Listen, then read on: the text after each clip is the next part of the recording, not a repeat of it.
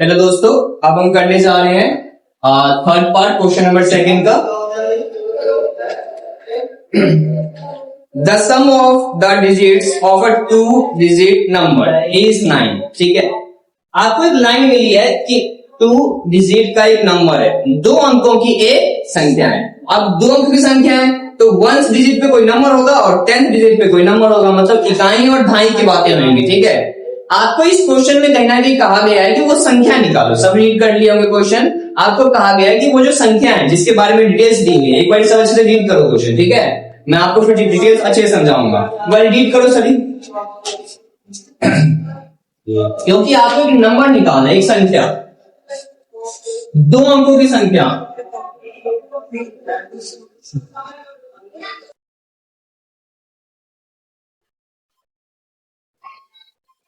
दो अंकों की संख्या। अब देखो 2 अंकों की संख्या होती क्या है, उसके अंदर एक इकाई होगा, एक ढाई होगा। ठीक है, जैसे कि सुनो 23 क्या है, 23 क्या है, 2 अंकों की संख्या है, 2 डिजिट का नंबर है ये। इसमें देखो अब 23 कैसे आया है, इस पे ध्यान दो। 23 एक्चुअल में ना 20 जमा 3 करके आया है, और आपको ये पता है 3 क्या है, इकाई है, मतलब वंस, और ये क्या है, 2 ढाई है, 10 है ना।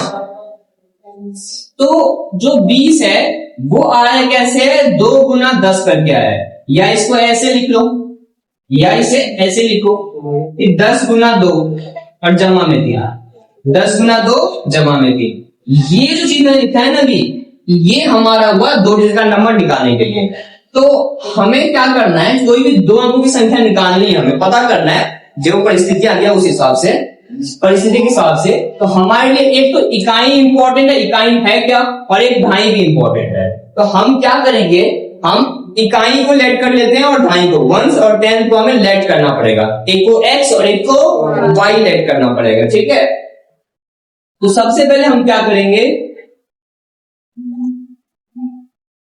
माना कि इकाई वंस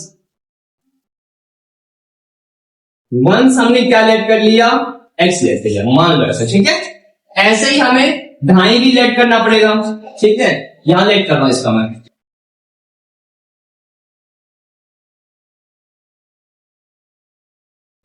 टेंस।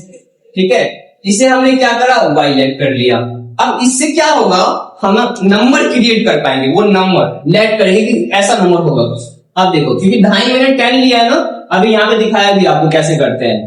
तो 10 इंटू वाई और प्लस में इकाई x, ये जो चीज बन के आ रहा है ये हमारा क्या है, 2 डिजिट का नंबर है। ये हमारा 2 डिजिट का नंबर है। हम जैसी एक्स वाई की वैल्यू फाइंड करेंगे तो उसे यहां पुट करेंगे तो वो नंबर हमारे पास आ जाएगा जिस नंबर की इस क्वेश्चन में बात कही गई है। ठीक है, तो अब रीड करते हैं क्वेश्चन दोबारा से। नंबर तैयार कैसे होता है 2 डिजिट का, ये समझ गए आप। इकाई ढाई की बहुत बड़ी एक भूमिका रहती है इस चीज में निकालने के लिए। The sum of the digits of a 2 digit number is 9। पहली परिस्थिति क्या है, फर्स्ट कंडीशन है कि जो 2 डिजिट का नंबर है, 2 अंकों की संख्या, उसमें जो इकाई होगी जो ढाई होगी, दोनों को जोड़ करके दोनों का सम कितना आ रहा है, 9 आ रहा है। अब दोनों का सम 9 है, तो सीधी सी बात है भाई, जो पहली परिस्थिति है अकॉर्डिंग टू क्वेश्चन हम चले, प्रश्नानुसार चले, अकॉर्डिंग टू क्वेश्चन प्रश्नानुसार, कि देखो इकाई वाला और ढाई वाला जब दोनों को जोड़ा जा रहा है, जब दोनों को जोड़ा जा रहा है तो 9 आ रहा है हमारे पास। ये होगी तुम्हारी पहली परिस्थिति। कहा है ना, अंकों का योग, इकाई और ढाई, इसका मतलब ऐसा साफ नहीं बोलेगा आपको क्वेश्चन की इकाई ढाई को जोड़ने पर 1 और नहीं, अंकों का योग। अंकों का योग का मतलब ही आप समझो, 2 अंकों का बात कर रहा है तो एक इकाई होगा, ढाई होगा, है ना, इसीलिए। और इकाई ढाई मैंने लेट करा हुआ है तो 9। ठीक है, ये हो गया पहला। दूसरी परिस्थिति ध्यान से पढ़ना है, ये वाली परिस्थिति ध्यान से पढ़िए, क्या है कंडीशन, 9 टाइम्स दिस नंबर। पहले बात करेंगे 9 टाइम्स दिस नंबर, इस संख्या का 9 गुना, इस संख्या का 9 गुना गुना है इससे, तो हम लिख देते हैं 9 गुना, और ये संख्या ब्रैकेट में लिखो, सॉरी संख्या हमारी ये रही संख्या, इस संख्या का 9 गुना। ठीक है, लिख दिया हमने। ओके, और क्या बोल रहे हैं,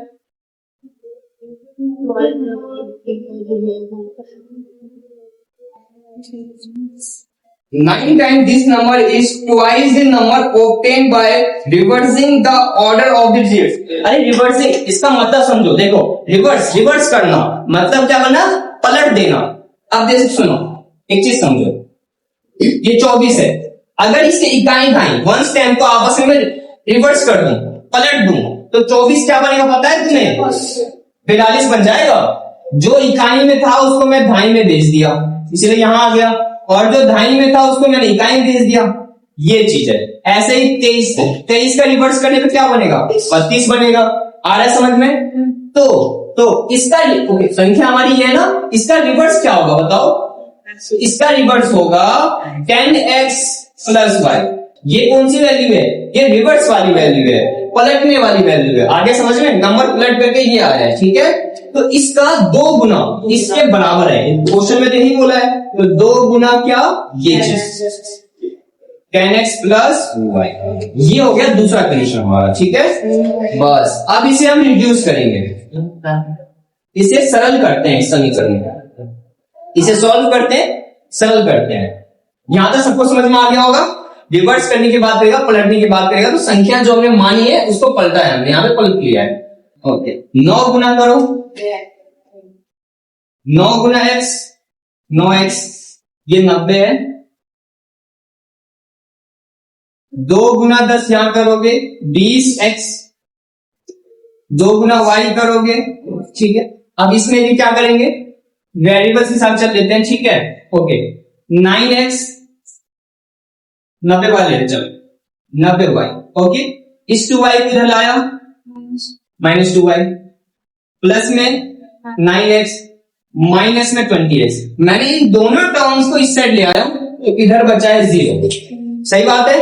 ओके, माइनस करा 88y, ओके, 9 में से 20 माइनस कर रहे हो, 11x इक्वल टू 0, ठीक है? इनमें से कुछ कॉमन आ रहा है क्या? हाँ, 11 कॉमन आएगा भाई, तो 11 अट्ठे 88 ना, और 11 कम 11 सिर्फ x बचा, बराबर से। ये जो कॉमन आया ये इनसे क्या हो रहा है? मल्टीप्लाई, गुना हो रहा है ना। इधर भेजोगे तो क्या होगा? भाग होगा, डिवाइड हो जाएगा, मतलब 0 आ जाएगा, 0/11 ना। ये हो गया दूसरा।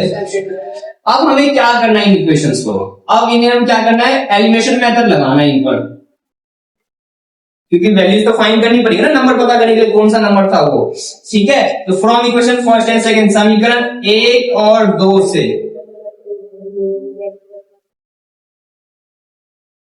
एक बार देख लेते हैं। यहाँ पे x अकेला है, यहाँ भी x अकेला है, मल्टीप्लाई तो नहीं करना पड़ेगा हमें, एडजस्ट करा हुआ मिल गया, बहुत बढ़िया। x plus y equal to 9, इसको हम ना थोड़ा सा एडजस्ट कर लेते हैं, थोड़ा सा मतलब आगे पीछे लिख लेते हैं। मैंने कहा था ना वेरिएबल सेम चर के समान चर के साथ समान चर, ठीक है? तो पहले ये वाला टर्म लिख लेंगे माइनस में, फिर ये लिखेंगे। प्लस में 8y क्यों लिखा? क्योंकि 8y इधर कैसा है? प्लस का है ना। हाँ, बहुत बढ़िया, इक्वल टू 0। साइन चेंज करना पड़ेगा? नहीं, है ना, क्योंकि ये माइनस ये प्लस आपस में कट गए, बहुत बढ़िया। ये प्लस 9y इक्वल टू 9 जमा 0 9। देखो 9 से 9 कट गया, y की वैल्यू 1 आ गई भाई, ठीक है? इस वैल्यू को आप पुट करेंगे किसी भी दोनों इक्वेशन में से, इसमें पुट कर देते, ठीक है ना?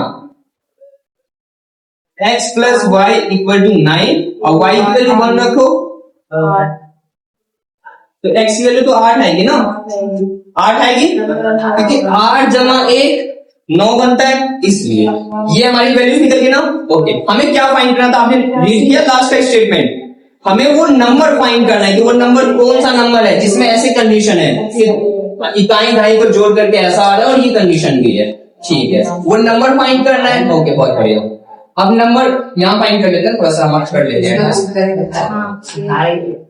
ओके, नंबर हमारा था क्या? ये रहा, 2 डिजिट का नंबर क्या है हमारा? ये रहा।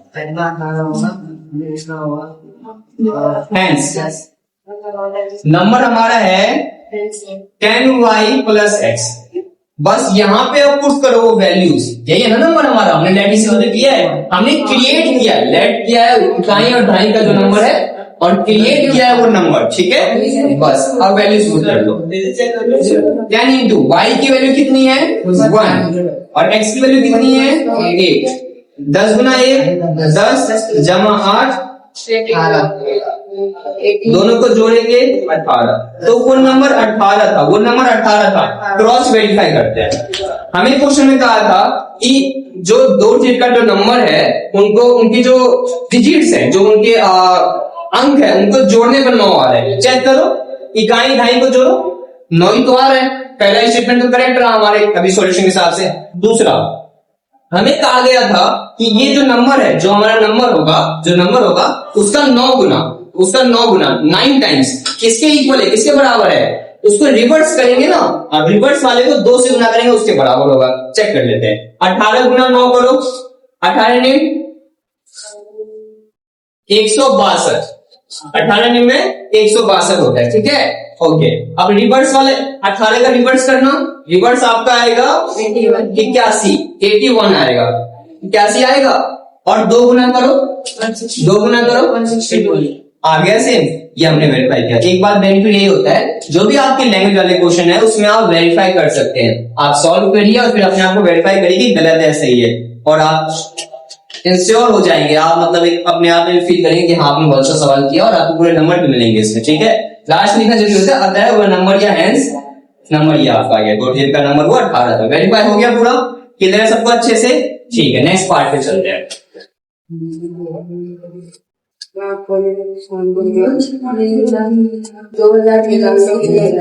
ठीक है, नेक्स्ट पार्ट करते हैं आपका 4th पार्ट, क्वेश्चन नंबर 2 का 4th पार्ट। सभी रीड कर लीजिए पहले अच्छे से।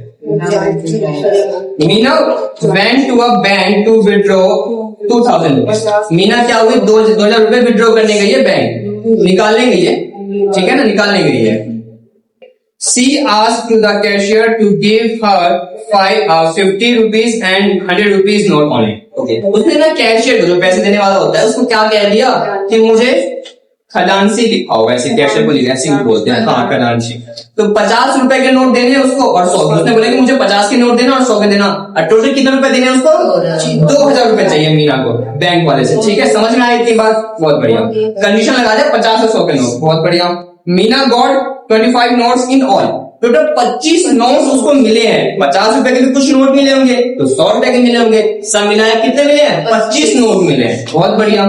Find how many notes of 50 rupees and 100 rupees series से, बहुत बढ़िया। वही सवाल आएगा जो अभी बात बोला कि 50 के कितने मिले, 100 के कितने मिले, ठीक है। तो हम लेट कर लेते हैं भाई, लेट कर लेते हैं। मान लेते हैं 50 रुपए के एक्स नोट मिले होंगे उसे। माना कि 50 रुपए के एक्स नोट, ठीक है ना, एक्स नोट मिलेंगे। Let the 50 rupees note be x, okay. और हमने क्या करा, माना कि 100 रुपए के वाई नोट मिले होंगे उसे। ये चीज हमने लेट कर ली, कितने थे एक्स नोट मिलेंगे 50 रुपीज की, और 100 रुपीज वाले वाई नोट मिले होंगे। चलो ये बताओ टोटल कितने नोट मिले हैं, सवाल में तो बोला 25, तो मतलब दोनों का सम 25। पहला कंडीशन भी यही हो गया बहुत आराम से। अकॉर्डिंग टू क्वेश्चन, हिंदी में क्या बोलेंगे, प्रश्नानुसार, ठीक है, प्रश्नानुसार। पहली आपकी परिस्थिति यही है कि दोनों का सम 50 के जो नोट है और जो 100 के नोट है, दोनों मिला करके उसे मिले हैं 25 नोट।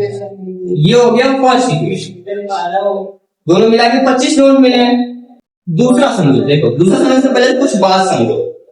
अगर मेरे पास 100 रुपए के 3 नोट है, तो आप बोलोगे 300 रुपए आपके पास, सिंपल सी बात है, कैसे पता लगा, तो 100 को 3 से गुना करा, 100 into 3, करेक्ट है। चलो अब 50 रुपए के एक्स नोट है और 100 रुपए के वाई नोट है, और सब मिला के 2000 रुपए मिल रहे हैं उसको, 2000 निकलवाने के ना पैसे।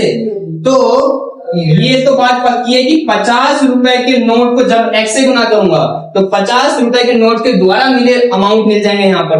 50 रुपए के नोट से कितना मिला होगा उसको पैसा, और उसमें अगर मैं जोड़ दूंगा 100 रुपए के नोट गुना 100 रुपए की कितने नोट है, 100 रुपए वाले नोट है, और कितने हैं वाई नोट, तो ये दोनों मिला करके उसे 2000 रुपए मिल रहे हैं। अगर आपके पास 50 रुपए के नोट कितने हैं मुझे नहीं पता, 100 रुपए के नोट कितने हैं मुझे नहीं पता, लेकिन सब मिला के 2000 रुपए मिले तो पता ही है, इसीलिए 50 गुना एक्स ही क्यों किया, क्योंकि 50 रुपए के एक्स नोट मिल रहे हैं, 100 रुपए के वाई नोट मिले तो 100 को वाई से मल्टीप्लाई करूंगा। ऐसा तो नहीं कहूंगा कि मैं आपके पास है 10 रुपए के नोट, आपके पास 10 रुपए के 4 नोट है तो आप उसको 100 से गुना करोगे 4 को, 400 रुपए होना है आपके पास, 40 रुपए ही है। यही पॉइंट है यहाँ पे, 50 रुपए के एक्स नोट है तो 50 गुना एक्स करूंगा, उसमें ऐड करूंगा 100 रुपए के वाई नोट है तो 100 गुना वाई करूंगा, और सब मिला करके, इसलिए प्लस बीच में, सब मिला करके 2000 प्लस मिल रहे हैं। करेक्ट है? ठीक। तो 50x प्लस 100y बराबर 2000। ओके, यहां से कुछ कॉमन आ रहा है, जब भी दिख रहा है कुछ कॉमन आके कुछ बेनिफिट दिख रहा है, मुझे कटेगा, उससे क्या फायदा होगा, समीकरण इक्वेशन रिड्यूस हो जाएगी, सरल हो जाएगी, और कैलकुलेशन करने में और हमें गणना करने में आसानी होगी। ठीक है भाई, यहां से कॉमन निकालो, 50 कॉमन आ रहा है भाई। ओके, ये 50 यहां आएगा, क्या होगा, डिवाइड,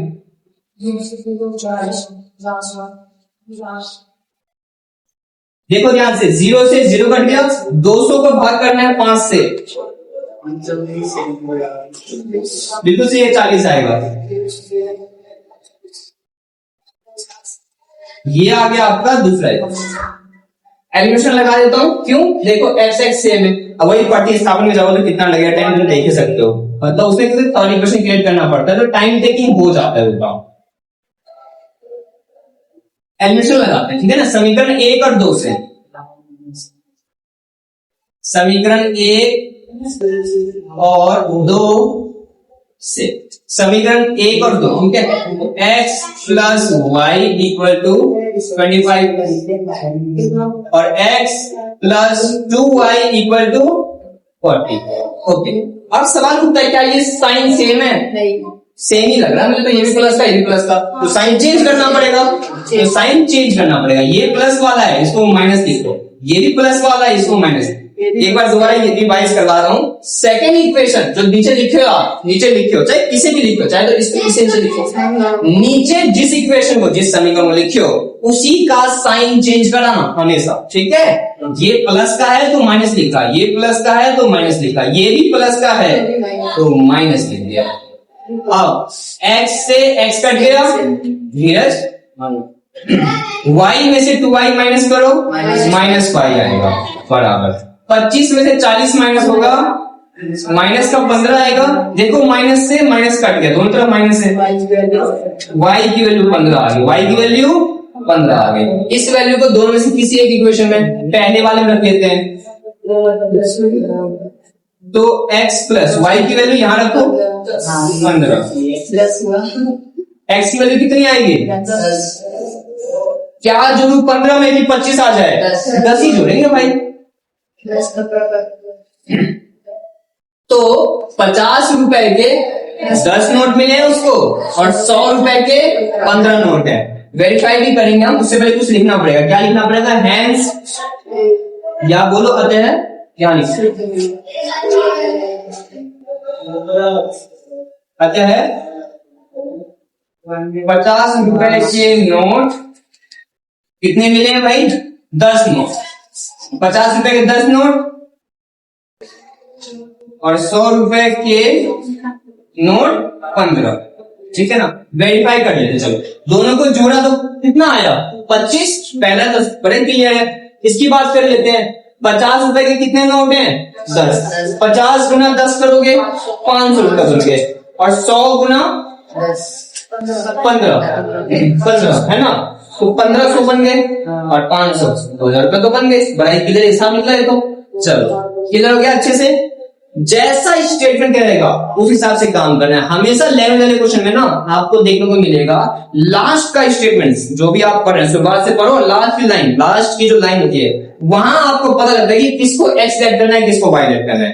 आपको बोला क्या है, 50 रुपए के नोट कितने हैं, 100 रुपए के नोट कितने हैं, लास्ट लाइन ये लिखा है ना, वही क्लियर हो गया कि 50 रुपए के नोट को आप एक्स लेट कर दो, या फिर 100 रुपए वाले का एक्स लेट, तो ये आपकी मर्जी है, कोई दिक्कत नहीं है, ठीक है। लेकिन किसी एक को एक्स और किसी एक को वाई, आपका यही बेनिफिट होगा। अगर आप लास्ट के स्टेटमेंट पढ़ोगे वही क्लियर हो जाएगा कि क्या लेट करना है। अब लेट करने के बाद दोबारा क्वेश्चन लिखो एक बार फिर से, और उस पर फिर काम करना शुरू कर दो, जैसा बोला उस तरीके से पूरा प्रोसेस, ठीक है, क्लियर है ये वाला?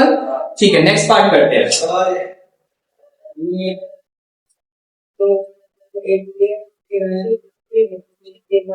ठीक है भाई,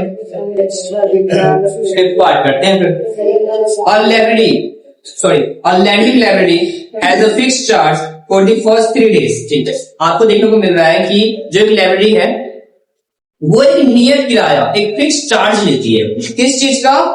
3 days का बुक्स देने का। अगर 3 दिनों के लिए आप बुक्स लेके जाते हैं वहां से, जहां की ये बात कर रहे हैं कोई बात नहीं, ठीक है, तो आपसे एक फिक्स चार्ज लेगा कि इतने रुपए तो लेना है, 5 रुपए, 10 रुपए, 30 रुपए, कुछ भी हो सकता है। तो 3 days का फिक्स चार्ज है, 3 days का। उसके अलावा अगर आपने ले लिया 4 दिनों के लिए लिया, एक दिन एक्स्ट्रा हो गया ना, उस पर एडिशनल चार्ज लगेगा, अतिरिक्त किराया लगेगा। ओके, आगे पढ़ते हैं। First 3 days and an additional charge for each days thereafter, मतलब उसके बाद का अतिरिक्त चार्ज है। बहुत बढ़िया। सरिता जो है उसने पे किया 27 रुपए for book cab for 7 days। अब देखो सरिता ने 7 दिनों के लिए बुक रखा है, ऑब्वियसली बात है 3 दिनों का फिक्स चार्ज दिया होगा प्लस 4 दिनों का एडिशनल चार्ज दिया होगा। अब चार्ज तो वो 4 जो दिन था ना, वो पर दिन का जो एडिशनल चार्ज होगा उससे मल्टीप्लाई किया गया होगा। मान लो अगर एक दिन एक्स्ट्रा होगा तो मैं 5 रुपए लूंगा, तो 2 दिन हुआ तो 10 रुपए लूंगा। ये हो गया एडिशनल चार्ज, 2 गुना 5 करा मैं, और एक फिक्स चार्ज होगा कि इतना तो लेना ही लेना है। और सूजी नाम की एक गर्ल है, उसने 21 रुपए पे करा है 45 days के लिए। उसने 5 दिन के लिए ले गई तो 21 रुपए, और एक जो गर्ल हमारी है वो उसने 27 रुपए पे किया है 7 दिनों के लिए। ओके, लास्ट का लाइन ध्यान से पढ़ो। Find the fixed charge and the charge for each extra days, अतिरिक्त वाले दिनों के लिए, है ना। तो लेट करने का पहला पॉइंट क्या है? सबसे पहले फिक्स ले लेते हैं। माना कि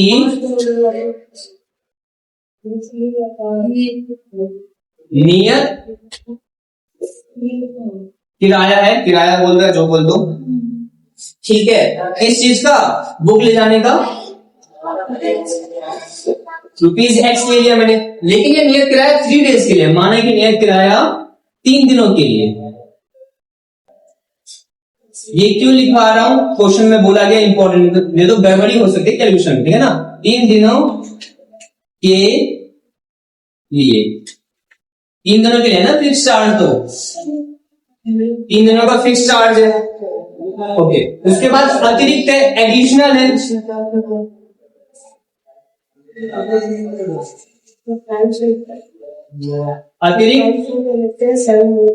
अतिरिक्त किराया अब यहाँ 3 days नहीं होगा, प्रतिदिन का है यहाँ पर, प्रतिदिन। अब जितना दिन के लिए जाओ, 3 के बाद 4 दिन होगा तो 1 दिन बढ़ गया, है ना। 5 दिन बाद तो 2 दिन बढ़ गया। उस हिसाब से हमारा यहाँ पे है पर दिन का, पर डेज, प्रतिदिन का Y रुपए। ओके, प्रश्न अनुसार अकॉर्डिंग टू क्वेश्चन अगर हम जाएं, अकॉर्डिंग टू क्वेश्चन प्रश्न अनुसार, पहला कोई कौन ले गया था? ओके, हाँ, सरिता ले गई है 27 दिनों के, 27 रुपए दिया ना, सॉरी 7 days के, ठीक है। अब देखो सरिता 7 दिनों के लिए बुक ले गई और पे कितना किया वो पता लग गया है। सबसे पहले उसने 3 दिनों का पेमेंट किया होगा, जो एक फिक्स चार्ज है, ये 3 दिनों का, ये लीजिए अपना पैसा। तो सबसे पहले X रुपीज 3 दिनों का, रहे कितना दिन गया? 4 दिन। 7 दिनों में 3 दिनों का X रुपीज पे करा ना, 4 दिन रह गया। ओके, ऐड करो 4 दिन, लेकिन ये 4 दिन और अतिरिक्त दिन का क्या चार्ज है? Y। इस 4 को Y से गुना करोगे ना, प्रतिदिन है ना वो Y रुपए, तो 4 दिन तो 4 गुना Y करेंगे। एडिशनल चार्ज कितने रुपए दे रही है? ठीक है, 27 रुपए दे रही है। तो X plus 4Y equal to 27, ये हो गया फर्स्ट, ठीक है। दूसरा क्या है? सूजी है, सूजी, ओके सॉरी, सूजी वो 5 दिनों के लिए गई, करेक्ट है। 3 दिनों के लिए पे किया होगा उसने X रुपीज, और 2 दिन बच गए, है ना, 5 दिनों के लिए गई है, तो प्लस में 2Y इक्वल टू कितना किया उसने अमाउंट? 21 रुपए पे किया है। ये दूसरी परिस्थिति है, 21 है, नेक्स्ट बार, ठीक है। अब इसे क्या करेंगे? एलिमिनेशन लगा देंगे, और X बड़ा ही सिंपल है, ठीक है भाई। समीकरण 1 और 2 से। पहला समीकरण है x plus 4y equal to 27, और ये x plus 2y equal to 21। Sign change करना पड़ेगा, हाँ करना पड़ेगा। नीचे वाले समीकरण का ना माइनस माइनस माइनस, तीनों प्लस वाले थे ना, तो माइनस किया हमने, है ना। यहाँ पे देखो x से क्या हो रहा है, x कट जा रहा है, ठीक है। 4y में से 2y माइनस करेंगे 2y आएगा, 27 में से 21 माइनस करेंगे 6 आएगा, 6 ही आएगा ना। ओके, डिवाइड करो इन दोनों को, 6 और 2 को, y की वैल्यू नहीं आ गई। ओके, एडिशनल चार्ज 3 रुपया है, ठीक है। इसे आप रख दो दोनों में से किसी में भी, ठीक है ना। y का मान समीकरण 2 में रखने पर, ठीक है, इसमें रखते हैं x प्लस 2 इंटू वाई की वैल्यू 3 इक्वल टू 21, 3 दूनी कितना आएगा, 15। मतलब 3 दिनों का 15 रुपए है, 3 दिनों का 15 रुपए है, ठीक है। क्रॉस वेरीफाई करते हैं, देखो सरिता ने 27 रुपए पे किया था ना, ठीक है। 15 रुपए 3 दिनों का दिया था, हमने पता किया, देखो, और चार्ज किया 12, 15 प्लस 12 27 तो होता है, सही है। अब इसमें 15 ये और 2 3 6, 15 प्लस 6 21, बिल्कुल सही है। एक बार नोटिस करो, अगर 3 दिनों का 15 रुपए पे कर रही है तो मतलब हर दिन का 5 रुपए मान चलो, लेकिन ये क्या एक फिक्स है, तभी 5 है, एडिशनल देखो 3 रुपए ही बढ़ाया जा रहा है आगे, ठीक है ना। अब लिख देंगे अतः हैंस, अतः 3 दिनों का कितना है लिख देंगे, 3 दिनों का 15 रुपए, 3 दिनों का क्या लिया जा रहा है, 15 रुपए लिया जा रहा है, ठीक है। और उसके बाद प्रतिदिन का क्या है, अतिरिक्त है ना, यहाँ पे क्या है आपका अतिरिक्त है प्रतिदिन का, प्रतिदिन का किराया क्या जा रहा है वहां पर रुपए के। तो 3 दिन का जो ये फिक्स चार्ज है वो 15 रुपए लिया जा रहा है, और आफ्टर दैट प्रतिदिन जो आपका एडिशनल जा रहा है वो जा रहा है 3 रुपए के साथ, ठीक है ना, डे आफ्टर, ठीक है। 3 दिन के बाद अगर एक्स्ट्रा ले जाते हो 4 दिन 5 दिन 6 दिन, उस हिसाब से आपका 3 रुपए एक दिन का, अगर 2 दिन और होगा तो 6 रुपए बनेगा, है ना, मल्टीप्लाई करके। वो कंडीशन को हमने यहाँ पे अप्लाई किया। सबको आगे समझ में, ठीक है, नोट डाउन करो।